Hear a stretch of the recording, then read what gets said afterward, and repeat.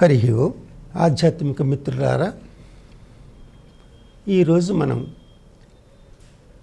అహింసామూర్తి అయినటువంటి శబరిమాత గురించి తెలుసుకునే ప్రయత్నం చేద్దాం. శబరి ఒక ఆటవిక యువతి. ఆటవికులు జంతువులను వేటాడి దాని ద్వారా తన జీవన విధానాన్ని కొనసాగించేవారు. అటువంటి వాతావరణంలో పుట్టి పెరిగినటువంటి బాలిక శబరి. బాల్యంలోనే తల్లిదండ్రులు ఆమెకు వివాహం చేయాలని నిశ్చయించారు. ఆ సమయంలో అనేక గూడాల నుంచి ఆటవికులందరినీ ఆ వివాహానికి ఆహ్వానించారు. ఈ ఆటవిక యువకులందరూ కూడా ఆ పెళ్లి విందు కోసం డప్పులు, డోళ్ళు మొదలైనవన్నీ తీసుకుని అడవిలోకి శబ్దాలు చేసుకుంటూ వెళ్ళి అక్కడ ఉన్నటువంటి జంతువులన్నిటినీ కూడా తరుముకుంటూ వచ్చి ఒక చిన్న మైదాన ప్రాంతంలో ఈ వచ్చిన జంతువులన్నీ మంద కింద కట్టి అక్కడ చుట్టూ రక్షణ కల్పించారు. తల్లితో కలిసి బయటికి వచ్చినటువంటి శబరి తల్లిని అడిగింది, అమ్మా, ఎన్ని జంతువులు ఇక్కడ పోగేశారేమిటి, ఎందుకు ఇది అని చెప్పి శబరి అడిగింది. అడిగితే వాళ్ళమ్మ ఏమందంటే, రేపు నీకు వివాహం కదా, దానికి అనేక ప్రాంతాల నుంచి గూడాల నుంచి అనేక మంది పెద్దలు వస్తారు. ఈ జంతువులు చంపి వీటి మాంసంతో వాళ్ళందరికీ విందు చేయాలి అని చెప్పింది. ఏంటి, పెళ్ళి చేస్తే మనం పెళ్ళి చేసుకుంటూ ఉంటే ఇన్ని జంతువులను చంపాలా? మరి ఒకవేళ పెళ్ళి జరగలేదనుకో అప్పుడేం జరుగుతుంది అని అడిగింది. ఏముంది, ఈ జంతువులను అడవిలో తోలేస్తాం అని చెప్పి తల్లి అంది. ఆ మాట శబరి యొక్క మనసులో కొన్ని ఆలోచనలు తీసుకొచ్చింది. ఇన్ని జంతువులను చంపి వివాహం చేసుకోవడం ఏమన్నా న్యాయమా అనేటటువంటి ఒక భావన, ఆ హింస చేయకూడదనేటటువంటి ఒక ఆలోచన ఆమెలో చెలరేగి వివాహం ఆప్ చేయాలంటే తను ఇక్కడ ఉండకూడదు, తను ఇక్కడ ఉంటే వివాహం చేసి తీరతారు. అందుకని ఏం చేస్తుంది, రాత్రిపూట బయలుదేరి తిన్నగా ఆ అడవిలోంచి కొంత దూరం వెళ్ళిపోయి బాగా కొంత దూరంలో మాతంగ మహర్షి ఆశ్రమం ఉంటే ఆ ఆశ్రమానికి దగ్గరగా ఉన్నటువంటి పొదల్లో దాక్కుంది. మర్నాడు ఉదయం చూశారు, వివాహానికి వచ్చిన పెద్దలందరూ కూడా చూశారు, ఆ అమ్మాయి కనిపించలేదు. శబరి ఎక్కడికి వెళ్ళిపోయిందా ఏమిటా అని ఆలోచిస్తూ అనేక చోట్ల నెతికారు, ఎక్కడా దొరకలేదు. ఇక వివాహాన్ని రద్దు చేసుకుని వచ్చినటువంటి మగ పెళ్లివారు వెళ్ళిపోయారు. వాళ్ళతోటి పాటు బంధువులందరూ కూడా వెళ్ళిపోయారు. ఈ జంతువులన్నింటినీ కూడాను అడవిలోకి తోలేశారు. అంత చిన్న వయసులో అలాంటి వాతావరణంలో పెరిగినటువంటి శబరిలో ఎంత అహింసాతత్వం ఉందో చూడండి. కానీ మనకి పరమాత్మ మనని పుట్టించడానికి ముందే అనేక ప్రాణుల్ని పుట్టించాడు. ఆ ప్రాణులన్నిటికీ సంరక్షణ చేస్తూ వాటి సేవలను ఉపయోగించుకోమన్నాడు. కానీ మనమేం చేస్తున్నాం, వాటిని రక్షించడం కంటే వాటి సేవలను ఉపయోగించుకుంటూ వాటిని భక్షించడమే చేసేవాళ్ళే ఎక్కువగా ఉన్నారు. సరే, శబరి మాతంగాశ్రమం దగ్గరగా ఉంది. కొద్ది రోజులు ఆ పొదల్లోనే దాక్కుంది. తర్వాత అడవిలో దొరికేటటువంటి పళ్ళు, కాయలు ఏమి దొరుకుతాయి తింటూ అక్కడికి నదీ స్నానానికి వస్తున్నటువంటి మతంగ మహర్షిని, వాళ్ళ యొక్క శిష్యుల్ని గమనించింది. వాళ్ళక్కడ యజ్ఞము, హోమము మొదలైన పూజా కార్యక్రమాలు చేస్తుంటే చాటుగా ఉండి చూసి అక్కడి నుంచి తను ఏం చేసేదంటే అడవిలో దొరికేటటువంటి పువ్వులు, సమిధలు తీసుకుని వెళ్ళి ఆ హోమశాలలో పెట్టేసి కాసేపు అక్కడ ఆ హోమం గుండం దగ్గర కూర్చుని దానికి నమస్కారం చేసుకుని అక్కడ ఏదో ఒక పక్కన పడుకుని తెల్లవారుతుండగా మళ్ళీ అడవిలోకి వెళ్ళిపోతుండేది.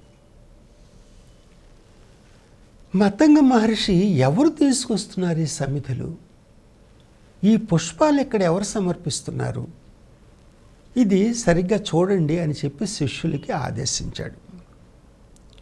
ఒక శిష్యుడు ప్రచ్ఛన్నంగా ఆ హోమశాలలో ఒక పక్కన దాక్కుని ఎవరు వస్తారా అని ఎదురు చూస్తూ ఉంటే రాత్రి సమయంలో శబరి సమిధలు తీసుకొచ్చి అక్కడ హోమగుండం దగ్గర పెట్టి ఆ పుష్పాలను అక్కడ సమర్పించి కొంతసేపు ధ్యానంలో కూర్చుని కళ్ళు మూసుకొని కూర్చుని మళ్ళీ వెళ్ళిపోవడానికి సిద్ధం అవుతుంటే ఆ శిష్యుడు ఎదురుగుండా వచ్చి నిన్ను గురువుగారు రమ్మన్నారు అని చెప్పి గురువుగారి దగ్గరికి తీసుకెళ్ళాడు. మతంగ మహర్షి ఈ అమ్మాయిని చూసి, అమ్మ ఏమిటి, ఎవరు నువ్వు ఏంటంటే తన కథ అంతా చెప్పింది. మతంగ మహర్షి చాలా సంతోషించి ఇంత చిన్న వయసులోనే ఆటవిక జాతిలో పుట్టినప్పటికీ అహింసా మార్గంలో ఉన్నటువంటి ఈమెకు మంచి ఆస్తిక మార్గాన్ని చూపించాలని,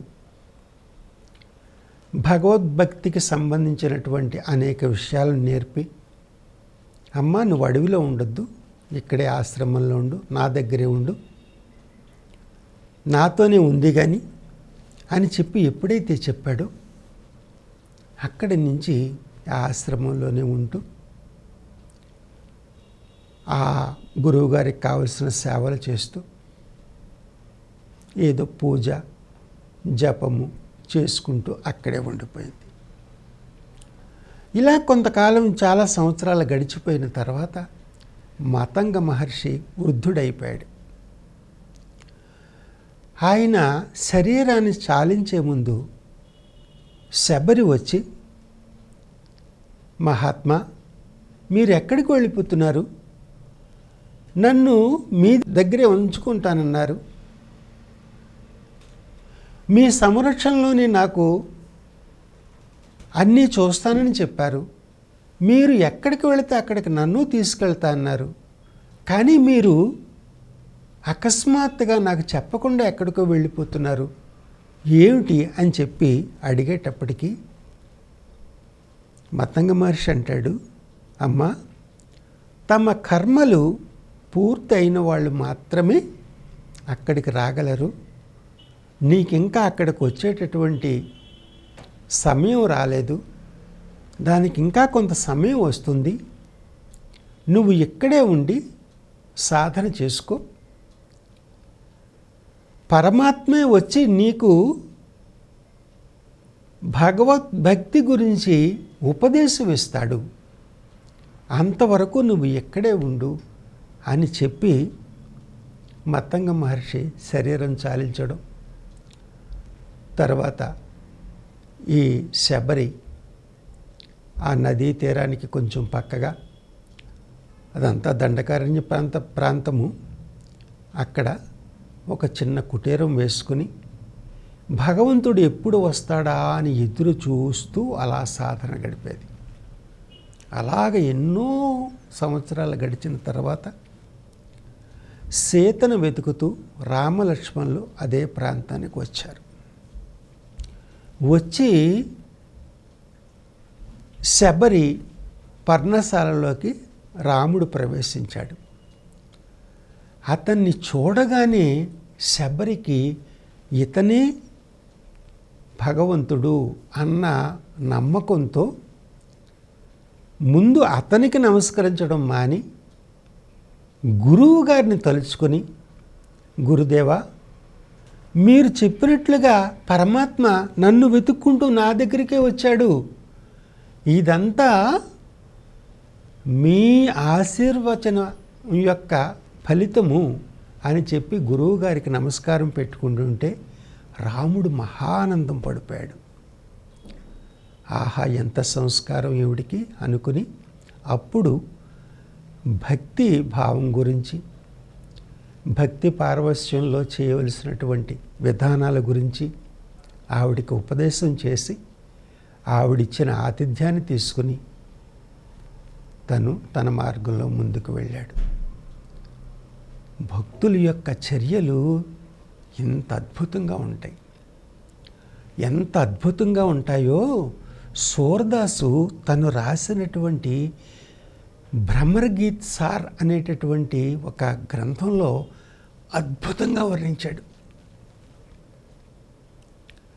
ఆ గోపికలు అమాయకత్వంతో ఎంత ఇదిగా మాట్లాడతారంటే, వాళ్ళు ఎలా మాట్లాడినా ఈ భగవత్ స్వరూపులైనటువంటి వీళ్ళకి అది ఆనందాన్ని కలిగించే విషయమే. వాళ్ళ చర్యలను ఏమీ పట్టించుకోరు. వాళ్ళ హృదయ శుద్ధిని, వాళ్ళలో ఉండేటటువంటి భక్తి తత్పరతని మాత్రమే వాళ్ళు గమనిస్తారు. ఆ గోపికలు అంటారు, కృష్ణ ఎక్కడికి వెళుతున్నావు నువ్వు అని అడిగితే కృష్ణుడు అన్నట్ట, నేను మధుర వెళుతున్నాను, మరి ఎప్పుడు వస్తావు అని వీళ్ళు అడిగితే, ఎప్పుడో ఏమిటి, ఎల్లుండి వచ్చేస్తానన్నట్ట. అంతే. పాపం వీళ్ళు ఎల్లుండి వస్తాడు అని అలా ఎదురు చూస్తూనే ఉన్నారు. ఈలోగా అలా ఎదురు చూస్తున్నటువంటి గోపికల దగ్గరికి ఒక తుమ్మెద వచ్చింది. తుమ్మెదని భ్రమరం అంటారు. ఆ భ్రమరం ఏం చేస్తుంది, పాట పాడుతున్నట్టుగా అంటూ పాట పాడుతుంది. పాట పాడుతుంటే వీళ్ళకి ఆ భ్రమరంలో పాటలో కూడా కృష్ణుని యొక్క మాటలే వినిపిస్తున్నాయి. అప్పుడు ఈ గోపికలు అన్నారట, కృష్ణుడు నువ్వు ఒకటే, ఎల్లుండి వస్తా అన్నాడు, ఎప్పటికి కూడా రాలేదు. నువ్వు అంతే, నువ్వు ఏం మాట్లాడతావో మాకు తెలియదు, ఎందుకు మా చుట్టూ తిరుగుతావో అంతకన్నా తెలియదు అని చెప్పి, అయినా ఈ మా కృష్ణుడు మంచోడలే, అంతకంటే ముందు కాలంలో వీడేం చేశాడు అంటే, అందంగా అలంకరించుకొచ్చినటువంటి ఒక ఆడదాన్ని సీత ఏమనుకుంటుందో అనే భావంతో ముక్కు చెవులు కోయించాడు. అయ్యయ్యో, ఇలాంటి చేష్టలన్నీ చేస్తున్నాడు ఈ దేవుడు అంటూ, అంతకు ముందు అయితే ఇంకా చిత్రం, 3 అడుగుల నేల అడిగాడు. పాపం ఆయనేమో ఇస్తానని చెప్పాడు. తీరా ఇస్తానని చెప్పిన తర్వాత తన నిజస్వరూపాన్ని ప్రదర్శించాడు. మొత్తం అతని నాశనం చేశాడు. ఈ కృష్ణుడు ఉన్నాడే పరమ కిలాడి, ప్రతి జన్మలోనూ ఇలాగే చేస్తున్నాడు. అయినా సరే ఏంటో మేము మర్చిపోదామంటే మర్చిపోలేకపోతున్నాం. ఏం చేయమంటారు అంటారు సగుణ భక్తికి సాకార రూపాలైనటువంటి ఆ గోపికలు. వాళ్ళు ఎలా మాట్లాడినా పరమాత్మకి ఆనందంగానే ఉంటుంది. వాళ్ళలోని భక్తుల్లోని స్వచ్ఛతని పరమాత్మ చూస్తాడు తప్ప వేరే భావాల్ని ఎక్కడా ఎవరు చూడరు. అంతేకాదు, పరదా దాటి బయటికి రానటువంటి రాజవంశంలో పుట్టినటువంటి మీరా భగవద్భక్తితో తన్మయురాలై ఆ ఆనందంలో నృత్యం చేసుకుంటూ బృందావనమే చేరిపోయింది. ఈ రకంగా ఉంటుంది భక్తి అంటే. దీనికి ఆటవిక దశలో ఉన్నటువంటి వాళ్ళు కానీ, రాజకుటుంబంలో ఉన్నటువంటి వాళ్ళు కానీ, సామాన్య వర్గాల్లో ఉండేటటువంటి వాళ్ళతో అనేటటువంటి భేదం ఏమీ లేదు. వాళ్ళు స్వచ్ఛత మాత్రమే ఆ పరమాత్మ చూస్తాడు. ఇలాంటి మహాత్ములందరినీ తలుచుకోవడం కూడా మనకి మనం ఆ మార్గంలో వెళ్ళడానికి కొంత ఇది ప్రేరణ కలిగిస్తుందనే భావంతో